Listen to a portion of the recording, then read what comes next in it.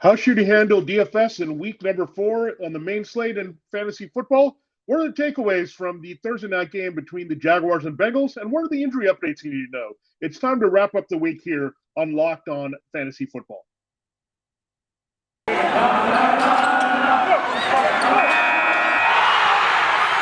are Locked On Fantasy, your daily NFL fantasy podcast.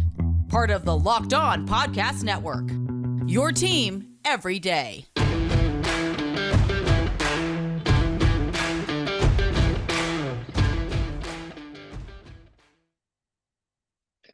Greetings, everyone, and welcome to another edition of the Locked On Fantasy Football Podcast. It's time to wrap up the week here on the show. That means we're going to talk a little DFS. We're going to look at the core players you want to target across the positions there for the main slate at 1 p.m. Eastern time. That would be the quarterbacks, running backs, wide receivers, tight ends, and defenses. So we'll look at the price points that you can attack for the best returns on investment, whether we're investing highly or looking for some bargains or something in between there for our lineups this week. So just some targets, some guys I like at different entries there, and how we want to look at them and go for the upside and cash games and tournaments and get the most that you need out of those formats. So we'll do that. We'll also tell you about the most important things we learned from the Jaguars and Bengals. Exciting game there. The Bengals win on a last-second field goal by the rookie Evan McPherson. So we'll talk about that and things you need to know that came out of that game. And then look at the injury updates, including one that came out, unfortunately, of Thursday Night Football. So we'll break it down for you. Busy way to end the week, so we'll get into it here in a moment. I do have to tell you that today's episode is brought to you by Run Your Pool. Check them out today and get $10 off at runyourpool.com/lockedon or use the promo code LOCKEDON at checkout. That's Run Your Pool. Let them run your pool all season long here, whether it's fantasy, survivor, whatever. They've got you covered there at Run Your Pool. All right, so let's dive in. Let's look at what happened with the Jaguars-Bengals game. The notable thing, unfortunately, we'll start with the bad part. DJ Chark broke his ankle there. He fell on by his offensive lineman, Jawan Taylor, early in the game, so you got nothing out of DJ Chark.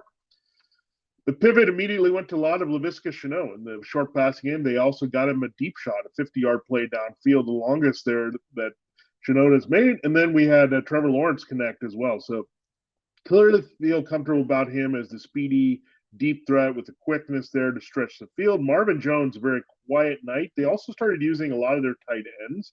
We saw the new tight end, Dan Arnold, coming over from the Panthers, played in a second straight Thursday night game. We also saw a little bit of Chris Manhertz in the game, so using some tight ends. But the big story was the running game. The Jaguars committed to James Robinson again, and the results were awesome. He looked spry. This Bengals defense really can slow him down, and they were looking pretty good. Remember, it was all these checkdowns to Najee Harris last week that the Steelers had to produce against the Bengals. But here, worn down defense there. Robinson kept it going, found the end zone twice here, was very comfortable, made some moves, looked really tough and durable, also showing some nice bursts. So Robinson here to stay. Carlos Hyde inactive here. So something to keep in mind. He had a bit of a shoulder issue is what they said, but to me, it's clearly a takeover with only Dare Ogunbowale as your number 2 back here. So it's the James Robinson show, which we were hoping for and expecting. It didn't start out that way, coming off that big rookie year. We need the injury to Travis Etienne, but at this point, he's locked and loaded as a high-volume back on this team. Took a few weeks, but now we're good to go. Once we got the first 2 weeks out of the way, James Robinson, they realized this kid is good. I mean, he was an undrafted rookie that went off. Let's give him the ball a lot, and that's what you're saying. So James Robinson, you got to feel really good now if he's your RB2.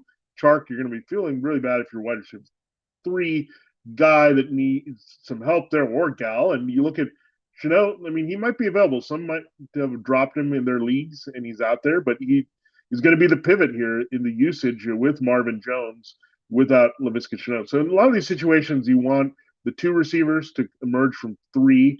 Sometimes you don't want it to happen with the injuries, but that's what's happening here with Jones and Shenault. So I think they'll look more of those guys going forward here without Chark for the foreseeable future. So bad break there for the Jaguars. Trevor Lawrence looked pretty good. He's confident, using some check downs, getting some shorter, easier passes for him. So Marvin Jones, again, very disappointing night. We thought he was going to do a lot more, but they just didn't really go in that direction with their running game working. They even had the read option working with Trevor Lawrence at times. Maybe ran it a few too many times key fourth down stop there right before halftime that eventually cost the Jaguars the game because they couldn't extend their lead. Instead, the Bengals came all the way back and finished things off there in the final seconds in the second half. Now, from the Bengals' perspective, we expected a lot more from Jamar Chase. He made some nice plays there downfield, and Tyler Boyd was eating things up as well. So it was a Tyler Boyd, CJ Uzomah show. So it's old school minus Chase type game. And T. Higgins was also missing another game with a shoulder injury. I would expect him to be back. It was a short week turnaround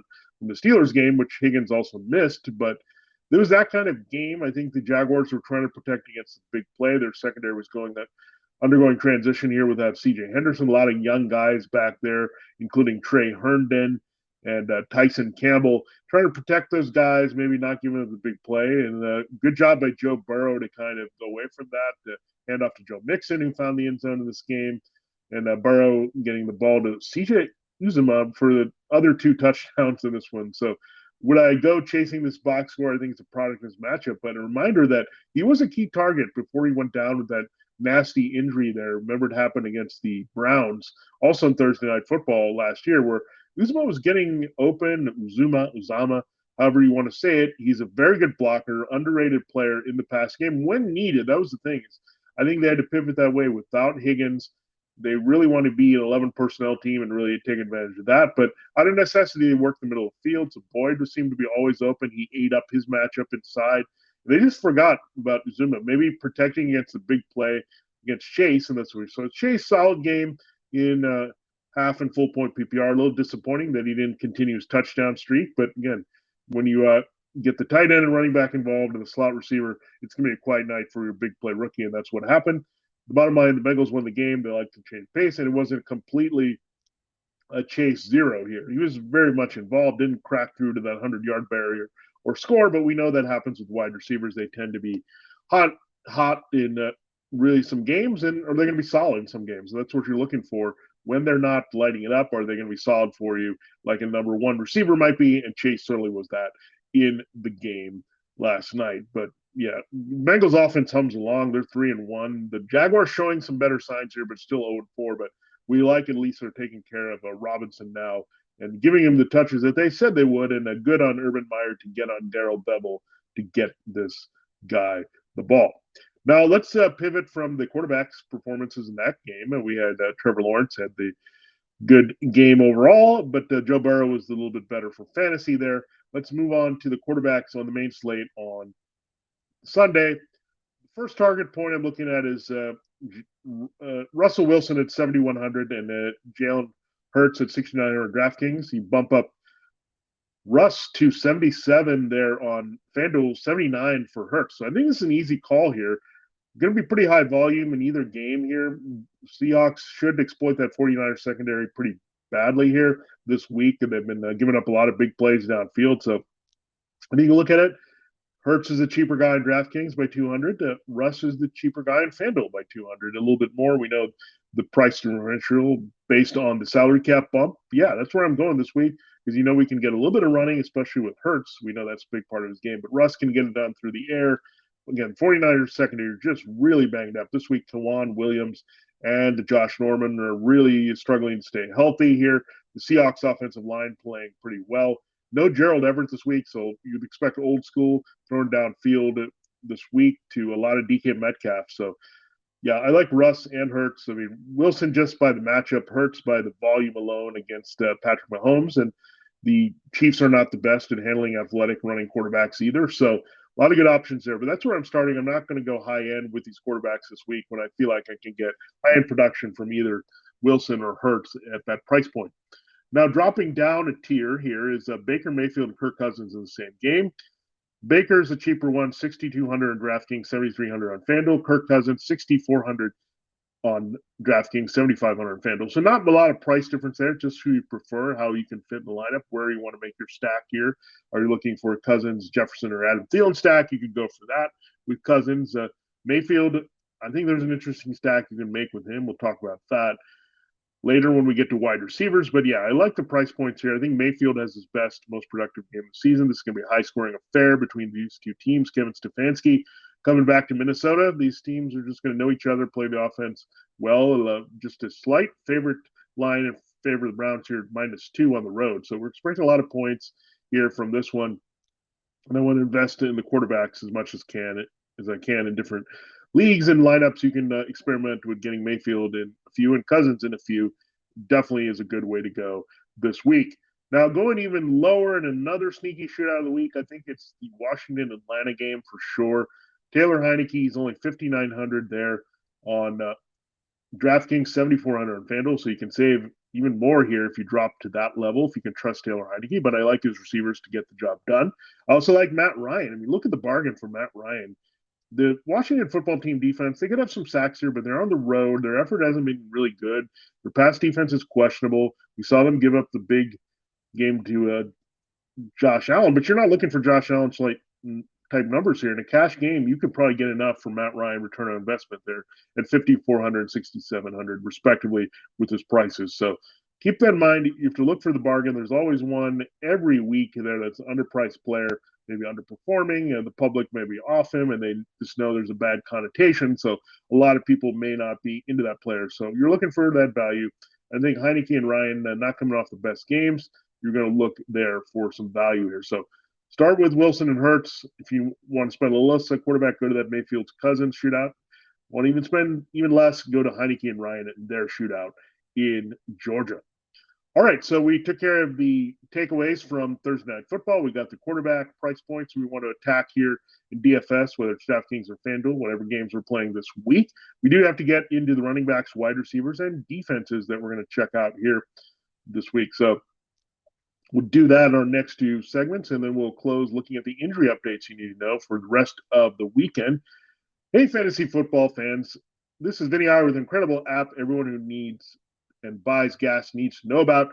Get Upside. My listeners are making up to 25 cents for every gallon of gas every time they fill up. Just download the free Get Upside app in the App Store or Google Play right now. Use the promo code TOUCHDOWN and get a bonus 25 cents per gallon on your first fill up. That's up to 50 cents cash back when you add 25 and 25. Don't pay full price at the pump anymore. Get cash back using Get Upside. Just download the app and free option there. Use the promo code TOUCHDOWN to get up to 50 cents per gallon cash back on your first tank. Some people drive a lot are making as much as $200 to $300 per month in cash back, and there's no cash. The cash back gets right there added to your account. You can cash out anytime to your bank account, PayPal, or e-gift card for Amazon and other brands. Just download the free Get Upside app and use the promo code TOUCHDOWN to get up to 50 cents per gallon cash back with your first tank. That's the promo code TOUCHDOWN there at Get Upside. All right, let's continue looking at the running backs we want to target in DFS this week. Now, if I'm going high end this week, I know a lot of people are going to be at Derrick Henry, and that's fine. If you want to get up into that 5-digit range there with Derrick Henry against the Jets, so be it. It's just going to hamper you in other spaces. Here, I think I can get pretty darn good replacement production there and have some money in the bank to use elsewhere with Alvin Kamara at 8,400 there. On DraftKings, 9,000 on FanDuel. Kamara at home against the Giants. The Giants linebacker core, by the way, really banged up. Blake Martinez is out. Tay Crowder is dealing with an injury as well that could limit him or keep him out of this game that popped up on Thursday. So linebacker issues up front. The Saints can move some bodies. These game scripts should be very positive for Kamara. This is the type of game where we could go old school, Kamara rushing and scoring on the ground, scoring through the air. So I really like Alvin Kamara at that price point, 8,400 and 9,000 respectively there. That's the guy I'm going after again. Save a little bit of money. Kamara can have the big game, especially add the receptions and the yardage there, and just match Henry in touchdowns as well, where I think the Giants could give them a game for a little bit. That'll keep Kamara kind of active in the passing game, where I think Henry could be resting in the second half at some point if they really pull away from the Jets in that one. All right, dropping down a couple guys who are disappointing of late here to second-year back. 6,400 for Miles Sanders on DraftKings, 6,500 on FanDuel. Jonathan Taylor, 6,300 on DraftKings, 6,600 on FanDuel. Miles Sanders, again, I expect an overcorrection for Miles Sanders. They totally ignore the run. They've heard the heat about that in Philadelphia.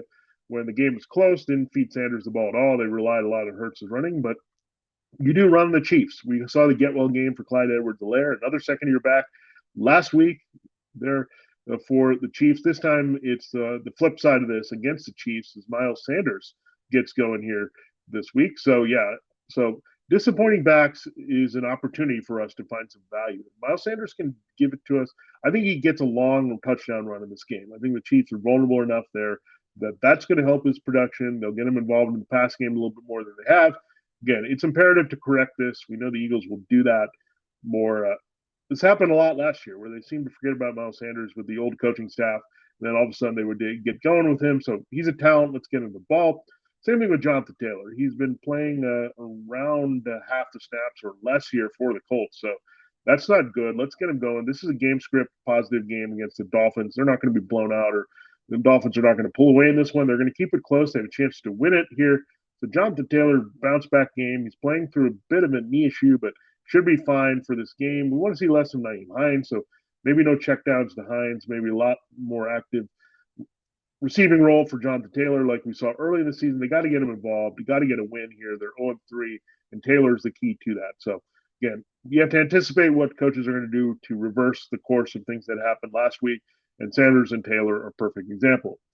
Now we go to the bargain bin where you have really two good guys that are values here. Chuba Hubbard, 5,900 DraftKings, 6,300 at FanDuel, and David Montgomery, again, 5,800 on DraftKings, 7,500 on FanDuel. So another bounce back opportunity for David Montgomery. This is a third-year back that showed a lot in year two. He's been very quiet with this offense, but it's a Lions matchup this week, so it's a get-well game. He should get the ball quite a bit in this one.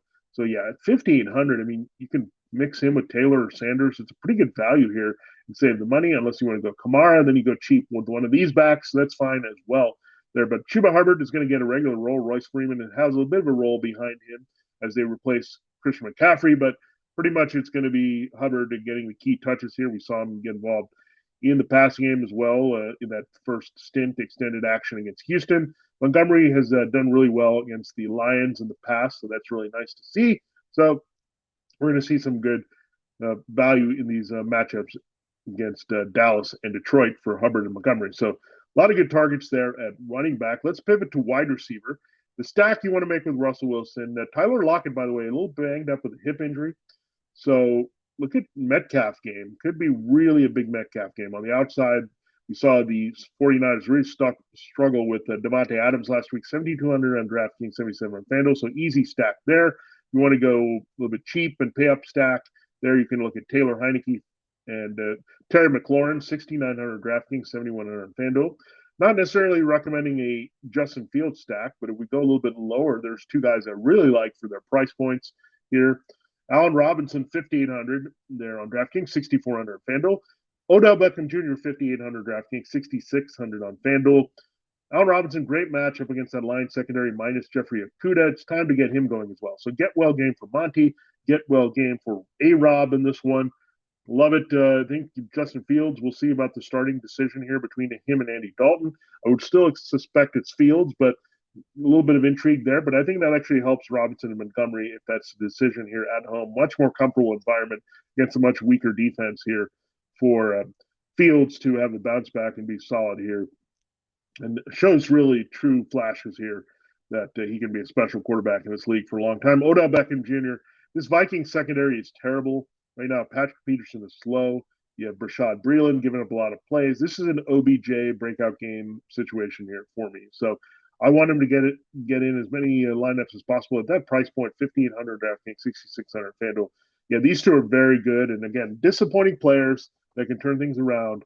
They're not contrarian plays, but they're plays that a lot of people might look at this player and say, I'm going to be disappointed. But you have to look ahead and not look behind, and that's how you get those advantages here in DFS. Robert Woods is another one of those players way down there at 5,362. Like, can you get the decent returns? We'll see. It's been a struggle even in cash games or even the season-long leagues for Robert Woods, but eventually they got to go to him. The big plays are not going to happen as easily against the Cardinals in that pass rush. They got to throw the ball underneath. Woods is seeing enough time in the slot with Cooper Kupp. So I think it's a good get-well game for Robert Woods there at those price points. I also like Corey Davis here. There's going to be some garbage a lot for the Jets at home against the Titans for Zach Wilson. This is his best home matchup, best matchup overall of the season against a weak pass defense. Should have some comfort level to get the ball downfield to Corey Davis. It's also a revenge game for Corey Davis, the former Titan. So when you look at that 5,000 on DraftKings, 5,700 on FanDuel, really good prices there for Corey Davis. And I think he'll easily bring Return on investment easily could bring 3K, or 3X is what I'm saying, of that.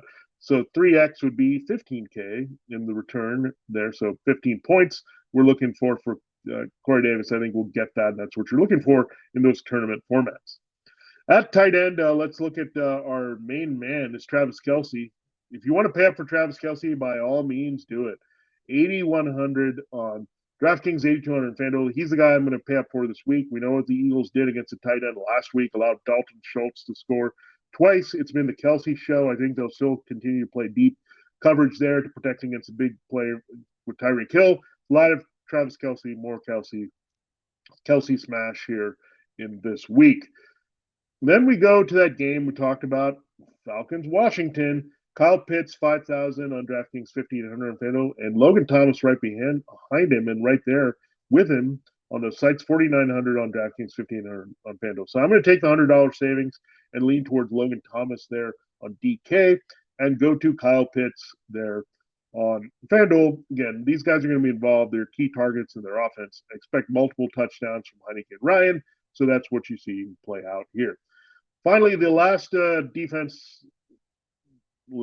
defense for your victory here that you're looking for in DFS, you got to look at the Green Bay Packers. Very good price point there, middle of the pack on DraftKings and FanDuel. They get the Steelers at home. The Steelers have given up a lot of fantasy points to defenses. Ben Roethlisberger's struggling. The receiving core might be shot here. The offensive line having some issues with Okorafor hurting at the right side. So we'll see. I think there's a lot of opportunities here for this Packers pass rush to get going. They're finding their groove a little bit defensively with Joe Barry. A lot of plays to be made there. So good price point, good value. Get on the Packers while you can. They're at home too, which also is a nice deal here. There. All right, so we will get into our injury updates in our final segment here on Locked On Fantasy Football to close the week here. Week 4, the build-up has continued and is ending here on the show. I do have to remind you about Built Bar. Do you know Built Bar has so many delicious flavors? There's something for everyone. You got to celebrate your freedom of choice with Built Bar because you can always pick out the favorite ones. Your core Built Bar flavors: coconut, cherry barcia, raspberry, mint brownie, double chocolate, salted caramel, strawberry, orange, cookies and cream, and German chocolate. The only way to find out what your favorite flavor is to try as many as you can. If you haven't tried all the flavors, you can get a mix box where you get 2 each of the 9 flavors. Not only are Built Bar flavors the best tasting, but they're also the healthiest for you too. 17 to 18 grams protein, 130, 180 calorie range per bar, only 4 to 5 grams sugar, only 4 to 5 grams net carbs. All amazing flavors, all tasty, all healthy from Built Bar. Order today and get whatever you like, and always be on the lookout for their special flavors. They recently had grasshopper cookie dough chunk. You want to get in on the action there when those special flavors arise on top of the classic and delicious regular flavors there for Built Bar. Built Bar is also the official protein bar of the U.S. track and field team. Isn't that special? Go to Built.com and use the promo code Locked On. You'll get 15% off your order. Use promo code Locked On for 15% off at Built.com. All right, let's look at injury updates. We'll run them down and give you our take on what we feel, if that's going to affect anything here. Ravens will start at quarterback. Lamar Jackson having a back issue. Greg Roman and John Harbaugh say he's going to be fine. So we'll watch that. It could affect him maybe in the game. He is a running quarterback, some stiffness, soreness there. So Lamar Jackson already having a little bit of durability issues here, but hopefully it'll help him. But the Broncos matchup very tough this week. We'll look at the Andy Dalton, Justin Fields situation. Fields is the healthier quarterback right now. We'll see if Dalton can go with the knee. We'll see what Matt Nagy says. I think he might hold it down to the wire on us, and it could come out here later on Friday. When we look at the Texans, Deshaun Watson is going to miss another game doing his holdout deal. Carson Wentz is going to play through that ankle injury again against the Dolphins. Jameis Winston is fine with the knee injury. Ben Roethlisberger, maybe unfortunately, is going to try to play through that pectoral injury again. Against the Packers, no change in sight there for the quarterback as the Steelers are struggling in the passing game. So still with Roethlisberger going down with him. But so Lamar, I think, will be fine. He's the biggest concern of all these guys here for fantasy in week 4. We go to running back, and Christian McCaffrey, is not playing with the hamstring. We talked about Chuba Hubbard being a really good value here, RB2, with some nice upside here for DFS. Melvin Gordon has been dealing with multiple injuries this week, ribs and a lower leg. He should be okay for the Ravens, but maybe a chance to get Javonte Williams a few more touches in that game. DeAndre Swift has a growing injury. He's still playing through that. He's going to play against the Bears, see his normal role.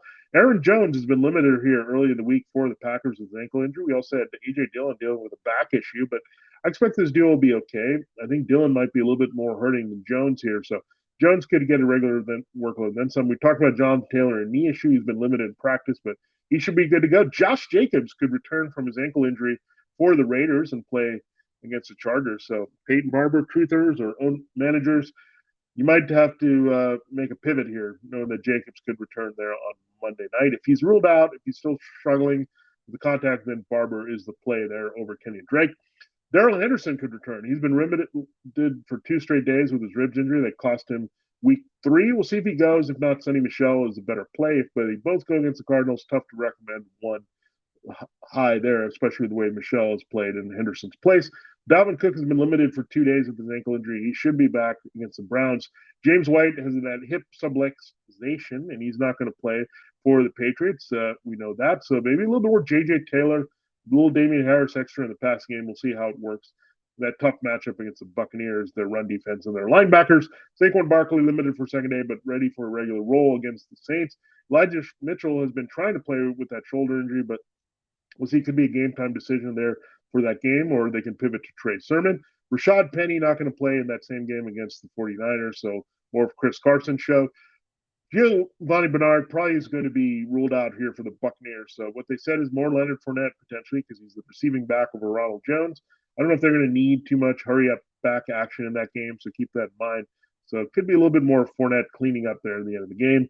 Antonio Gibson popped up with a shin injury that kept him out of practice there on Thursday, but he should be good to go against the Falcons. It looks like, from all the reports, very precautionary with Gibson. We go to wide receiver DeAndre Hopkins, getting in some limited practice this week. He's going to play against the Rams. That injury and Jalen Ramsey, really tough spot here for DeAndre Hopkins. So it could help the other receivers get open. The Rams secondary is pretty tough here. So DeAndre Hopkins, going to gut through and play with him just like he is going to play for the Cardinals, but could be very tempered expectations this week with the injury and the really tough matchup in the secondary with Ramsey. Russell Gage probably going to miss another game for the Falcons. That also means good things for Kyle Pitts, Cordarrelle Patterson, and Calvin Ridley. Seeing a little bit more action. Alim Media Zacchaeus, let's watch for him. Maybe having a bigger role against Washington, although Washington is better in the slot there with Kendall Fuller. So we'll see how it goes in that game. Terrace Marshall dealing with thumb injury. He's good to go for the Cowboys. I think he could see an expanded role here. They've had some more time to evaluate the rookie. You also have DJ Moore, probably going to see a really tough matchup against Trayvon Diggs. So Marshall, that's keyed, and I think he has some value there this week. Darnell Mooney, dealing with a growing injury, will play. Maybe a chance to make a big shot play against the Lions. Odell Beckham Jr., the knee issue is gone. He's now with the shoulder, but he's in full practicing mode here. He's good to go for that big matchup against the Vikings. Marquez Valdes-Scantling, 2 straight days missed with a hamstring in practice. Very iffy to go. So it could be more of Alan Lazard in that Steelers game. And if Lazard can work the slot, that's a very good matchup for him. Danny Amendola is going to miss the game for the Texans against the Bills with a thigh injury. Tyreek Hill has a ribs injury, and Mecole Hardman has a hip injury, but both will be good here to play, as well as DeMarcus Robinson with a need for the Chiefs against the Eagles. For Monday Night Football, Keenan Allen was limited on the injury report here early in the week. And an ankle injury, he should be good to go as usual against the Raiders. Devontae Parker, fine with a shoulder injury to play against the Colts for the Dolphins. Will Fuller, however, could see a little bit of action, but just don't trust Will Fuller. He's got multiple injuries yet again, chest and elbow here. Now, the Giants could be really shorthanded. Kenny Golladay probably going to gut through his hip injury after being limited in practice, but Sterling Shepard and Darius Slayton have missed multiple days with the hamstring issues. So I think they're going to be out with both of them. So maybe more of the rookie kid, Darius Toney, getting an opportunity by default here with all these things. And Toney could really take advantage of that against the Saints. Still a tough matchup for them overall. Jamison Crowder looks like he could return from the growing injury for the Jets against the Titans to replace Elijah Moore, who has a concussion and set to miss a game. Deontay Johnson practiced in full. That's a good sign that the Steelers wide receiver can return. He could get some help from his friends, but we'll see. Juju Smith-Schuster has been limited with the rib injury, and Chase Claypool was added with the hamstring. We'll see how it all plays out. One of these guys is going to see a lot of Jair Alexander. Might be Claypool, might be Johnson. Less likely to be Smith-Schuster in the slot should they play. Tyler Lockett, we'll see. He went from a limited to no practice there on Thursday, so we'll track that with Lockett to see if he can go. Chris Godwin has a thumb issue. He's good to go for the Patriots game and a revenge game to help Tom Brady. A.J. Brown and Julio Jones, just like Shepard and Slayton for the Giants, hamstring injuries, duality, and not practicing either. So good to have Nick Westbrook, Ikine being their top wide receiver against the Jets. So another reason to like that running game a lot, and maybe there's another source of production. We'll mention that in a moment. We'll go through the tight ends. Jack Doyle, 2 games missed, days missed with the back issue there in practice for the Colts, so he's probably not going to be out there. Tyler Conklin has a glute injury as well as an elbow, but he's on track to play for the Vikings, trying to stay hot against the Browns, who have been pretty giving against the tight end. Gerald Everett on the COVID list. He's going to miss the 49ers. Some more targets, hopefully, for Lockett if he can play with Metcalf as well. Tyler Kroft, not that you're trusting on him, but he's out there for the Jets. He's going to play. George Kittle, we'll track this one. 2 days of missed practice with a calf injury. They've talked about soreness here, but let's be careful because George Kittle's a durability risk. We know that every week. Let's make sure he's active against the Seahawks. He should be trending that way.